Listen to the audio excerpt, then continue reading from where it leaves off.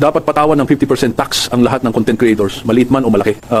Ang dali kasing kumita sa social media ngayon, isang upload lang, libo-libo agad ang kita. Kaya patas lang na mag-ambag din sila sa buwis, tulad ng ibang nagtatrabaho ng todo. Aray ko, naunsa naman tao ni. Okay, hello mga idol, no? So for today's video mga idol, so maghimot tag reaction video. Kabahin na ning gibuhat nga balaod ni Senator Tito, no? Tito Soto sa 50% tax, no? Sa tanan mga content creator magagmay mga madagko. So gamay ra kayong reaction ni nako kabahin niya. So simple ra jud kayo. Kay matod pa daw niya sayo na daw kayong kita diri sa social media, no? Ani na lang.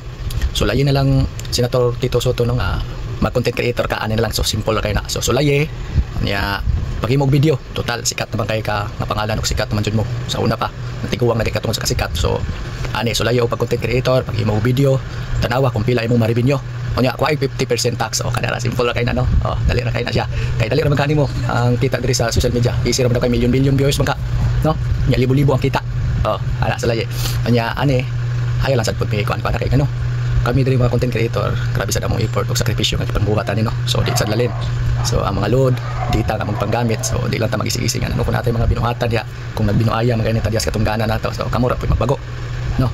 Kay kamo may nalipay ana nga nagbuhat mo ana, di ba? So aylan sa ang mamunga kay kami wa pa jud katilaw diri. So grabe na naman sa watuwat diri. Pero katilaw kaning social media taon sweldo. Taon pila ra pud taon sweldo taon ani taon diri. Mao na. Ora na akong kuan nimo hangyo ba sulay. Ha? Okay, bye-bye. Thank you.